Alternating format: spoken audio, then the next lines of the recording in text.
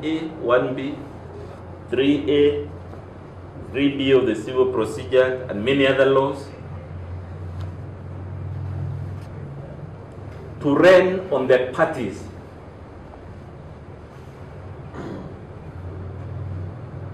Neither the petitioner nor the respondent can add to this matter. Targets. I don't know what Your Honor will tell your employer after the whole year. You are only handling one matter, while your colleagues had completed 20 or 50 or whatever the number of matters. The respondent who is here, who has faithfully attended court, Your Honor, is a state officer whose services are required by the national. In the plenary, he cannot attend to regional, local, and international business that he would usually attend to, because he has to faithfully attend court when his adversary seems to be having a strategy. I will roll at my pace. Lastly, Your Honor, we have all been inconvenienced. It can be no excuse that because I have a matter in this court and a matter in this court, therefore, to the court, to the other side, to the other citizens, indeed to anyone. The petitioner must know one day will come and this case will be determined one way or the other.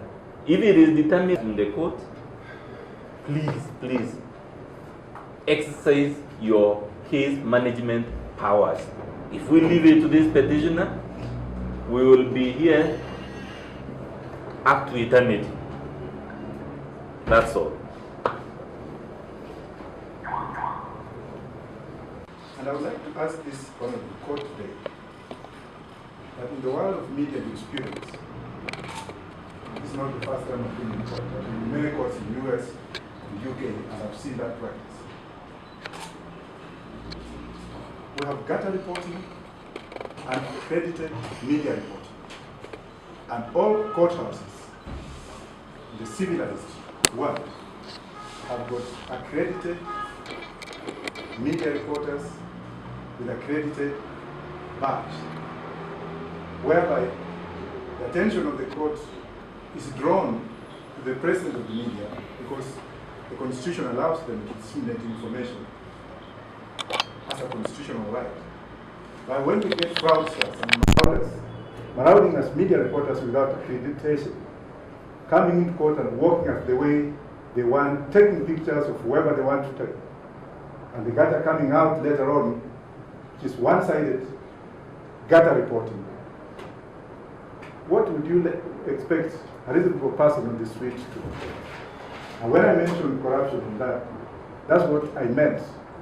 Save for my colleague making a submission which was tailored towards the media, depicting myself as a person who was anti-media. I am not anti-media. I'm a media lawyer, and I own a media house in New York. And as such, I respect the media. And I have no intention at all to disparage the media. But I would like you to create precedent, if you can, that at your own discretion, media staff that are in court should be accredited. They should actually have means of identifying themselves, so that we don't need to call media houses after we finish here to ascertain which reporter comes from where. It becomes very difficult for us. Thank you. I appeared before you at around 9:30. I did indicate that my files are not being brought before you. Because of that, I requested 10 minutes. Took me from here. The reason being that the suspect in that matter who was supposed to take a plea had given threats. One advocate called senior counsel in the offing, Judith Omari, and myself, Danstan Omari, who happened to be in conduct of this matter. This matter, I've said the two advocates, one being me, and I'm in conduct of this matter. I was an advocate for the late Chokohe, and I'm a principal witness. The state wanted to make applications for witness protection for the witnesses that were threatened of the murder suspect threatening on video me personally. I've given both the three counsels. That is the reason I was not before you, and I sincerely apologize for that. But that as it is,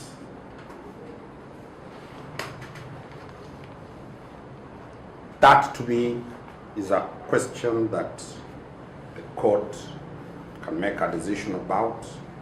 I regret the circumstances of that, but I had no option other than to be present. Two, several issues have been raised, Your Honor, over what counsel calls sharp practice to delay the hearing and determination of this matter. That has been summed to the last statement of my learned friend, Mr. Mudomi, which I quote that one day she will have to forget the orders she's enjoying now. That is the final remark that counsel has put before this court, which is a clear direction that do they know the judgment and ruling of this court in advance? Your Honor, counsel is putting words into my mouth. It's not, I didn't really want to interject. I recall saying, I do not know how this matter will be determined. But one day, this matter will end. And in the event it ends against the petitioner, she will have to forget these orders she's been enjoying in which have created this perverse incentive to adopt the electorate. So let counsel not put words into my mouth. That's a very serious insinuation he's making. I may not be very good in the English language, but I know what I said. May I be allowed, as I allowed the three counsels time to put their case? This is critical because it touches on my client and myself in person. You know, why do I say that that statement is a sum up of all these allegations against you? You have been told that we have tried to circumvent the High Court orders for this matter to be heard immediately.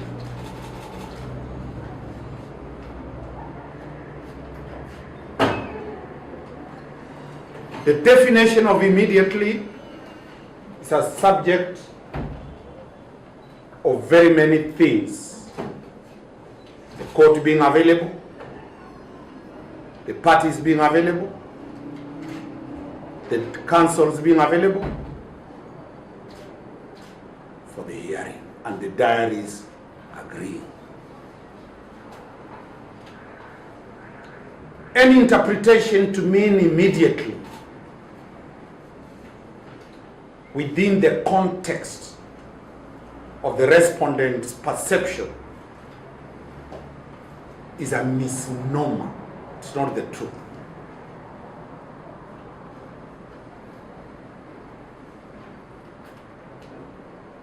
You have been told that countless incidences to delay this matter have happened. There are only 2 adjournments that we'll deal with from the petitioner side. We'll deal with them as they have put it. You have been told that there is a motive for the petitioner to enjoy the ex parte orders indefinitely. It goes to the web of the final statement. This trial needs to go like a roller coaster within a day because they know the decision of this court.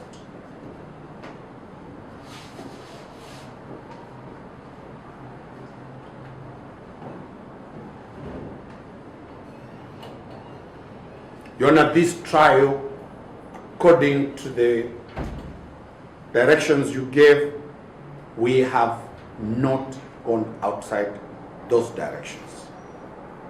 You know, we are being told that we are in the process of abusing the court process.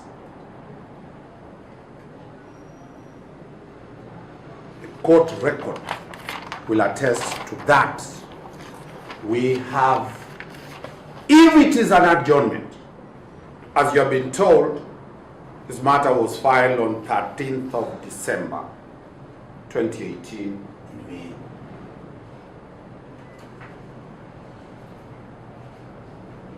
And you have been given a chronology of events that proceeded in different courts.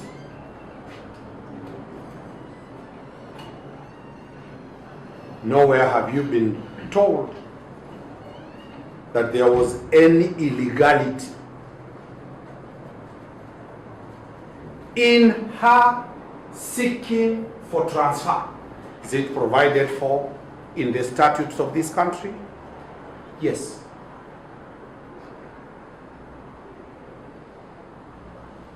Should she abandon a relief provided by the law, and that law being made by the senator himself, that is the law of parliament, transfer of cases are provided within the law.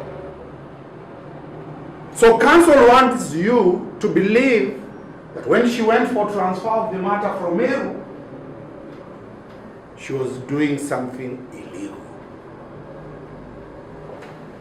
That, maybe put it to you that that transfer was challenged in the High Court.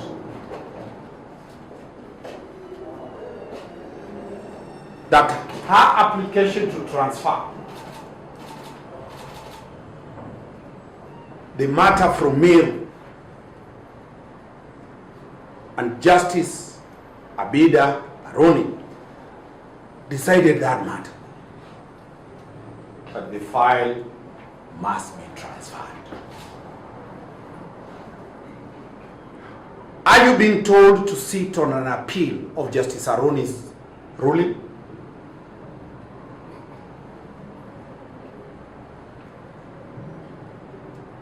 If they were aggrieved, they could have gone to the Court of Appeal.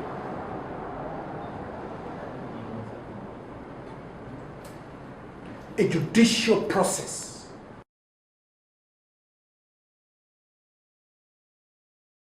you have been told that the orders she enjoys that froze the accounts are dependent on your determination about this matter.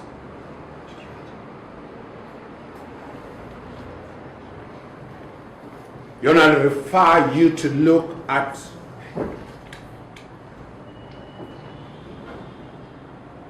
the orders in miscellaneous application number 1044 of 2018.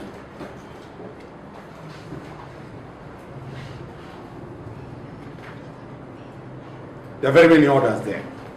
The final orders do not give her the right to be in that house subject to your orders.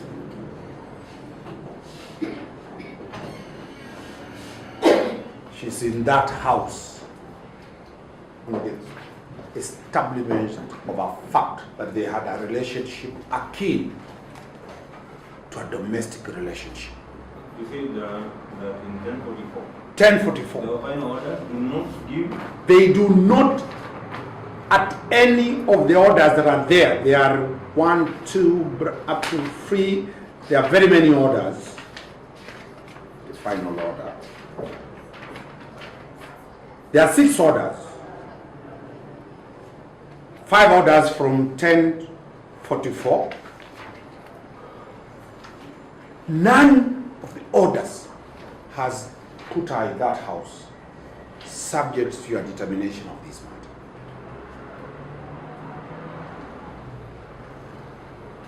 So that narrative created that she's enjoying orders courtesy of your failure to determine this matter.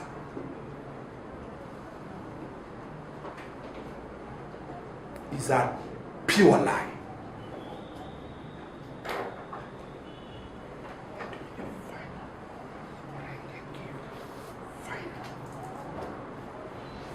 She's in that home, she's in that rightful place where she is legally. Again, I don't like intervening because counsel says I'm lying. The final order is at page 134 Yes. of the plaintiff's battle. And it clearly shows, if I may read it to the court, Dated. for the avoidance of Dated. it is signed by ASM Orenge on 01/02/19, which would be 1st of February 2019.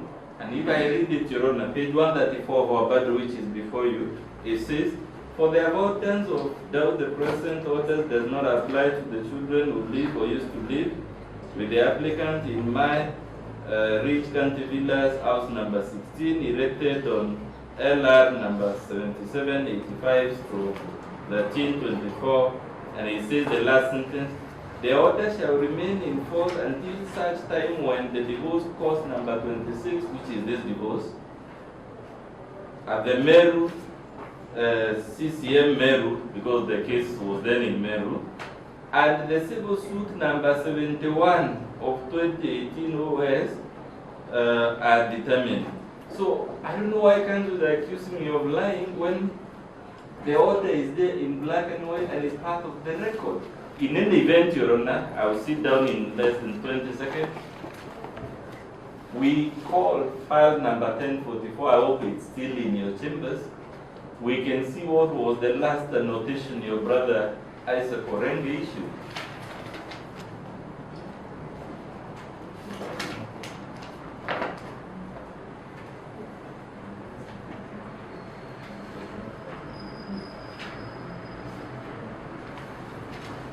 When I leave it to the court, the file is there.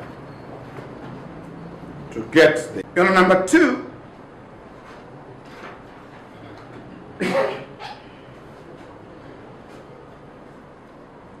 my client and myself have been told that we are doing sharp practice.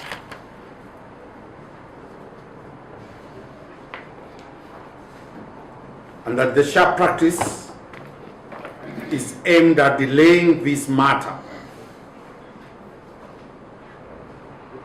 One of the sharp practice is the application to transfer this suit to Nairobi.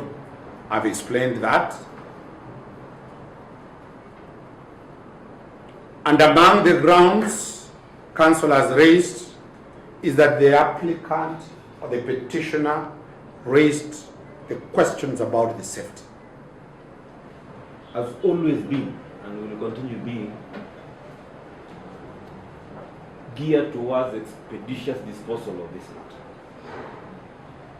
And we have adopted a technique of having over, then you are able to manage it. And that's why when you raise objections, I made one sentence direction that let's have the witness in the dock clear with her first, and then we'll deal with other issues.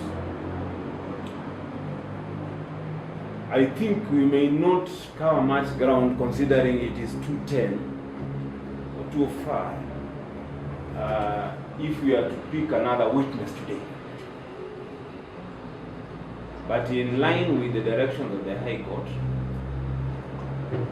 for which I will also be making a finding in the ruling that I will give, I'm still willing to continue giving quick dates, nearer dates, so that we're able to manage this matter. Of course, this is not the only matter that I handle day in, day out. If you see my returns, probably I'm one of the best performers in this court. Therefore, I also have a strategy to manage this matter, and I will continue employing that until we get to Ghana. So I will ask parties then, therefore, to again go back to their diaries and agree on another set of days when we can again tackle more witnesses. If my memory serves me right, when we were at pre-trial, we realized preliminary at the start that the council wanted to call 22 witnesses. Yes, initially. Yes. But if my memory serves me right, when we zeroed in on the pre-trials, that number was reduced.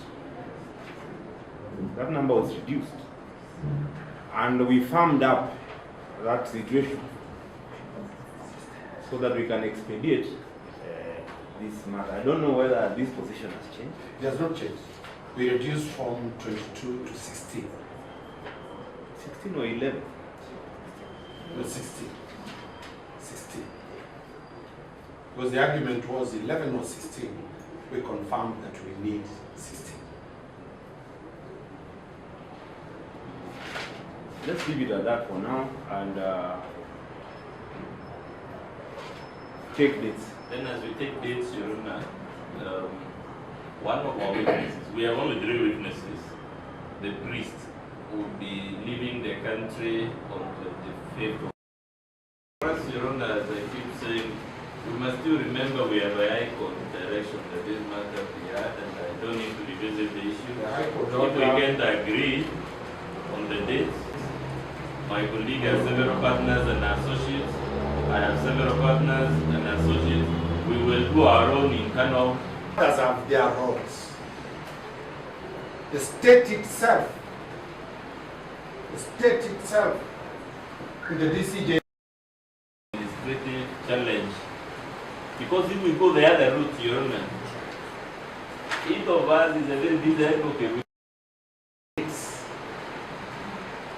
I will tell counsel that the court cannot proceed without us agreeing the dates to produce. Let me weigh in. A member of parliament representing hundreds, thousands of people, and a senior person in this country knelt before you as a sign of submission? He never. Thank you. My father.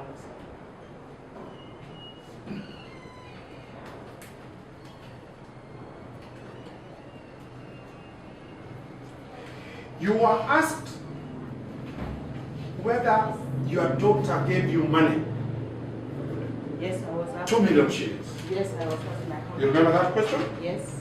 And you were asked the source of that money. Yes, I was asked. What is the position? The source came from Maryann. The money came from your daughter, Yes. Maryann. Yes. Is it the first time she has ever given you money? Several times.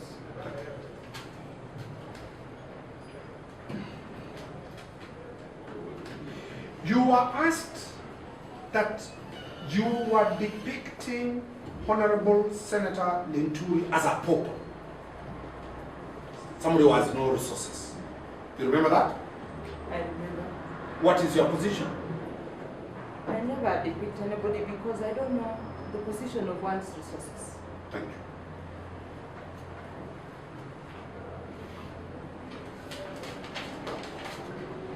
You were asked whether you are a law-abiding citizen in terms of paying your taxes. Yes, I was asked.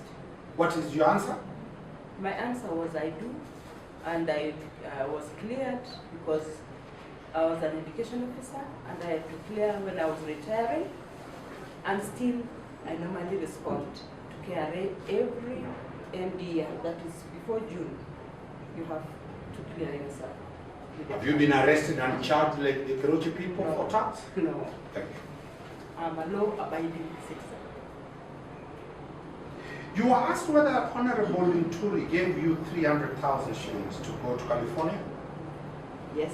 What is your position? My position is that he gave me at the home of Maryann in Indonesia, and she was present together with her. Thank you.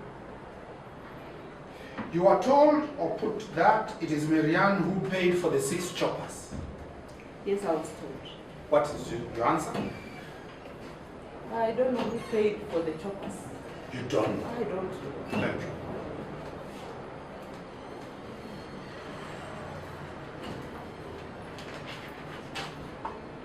You are asked of a minor, will not mention the name, who was in a rehabilitation center in Nakuru. Yes, What is the position? my position is that I was, and she was my grandchild, and I was attached to her because I was, she was the daughter of Maryann and Mheshimiwa together, and I had been visiting them. And when that child had issues and she was taken to Nakuru Jomek, I visited her because I had not finished to what I was doing in counseling. In counseling, when you don't finish, it's hard. So I went there 3 times. So is there evidence that you did what a grandmother will do? Yes, I did what a grandmother does. Did you hurt this child in any way? No, she was very thankful. Even the mother was very thankful when we met together. The last question you were asked is why was dowry paid in form of Kenya shillings 100,000 and not cows? My honor, sir, I said it was paid because nowadays they can do pocket transfer, because cows cannot be transported from Meru to Nandi. So they can either sell, bring them in cash form, and that is what is done nowadays. Do you have anything more you want to tell this one? That type of question is not admissible in re-exam. Do you have anything else? Because the re-exam has to be limited to a specific issue raised in cross-examination. View about the settlement. More importantly, I want our senior citizen to take the dog first. Let's finish with her, then I will give those connections. Much obliged. View about the settlement. More importantly, I want our senior citizen to take the dog first. Let's finish with her, then I will give those connections. Much obliged.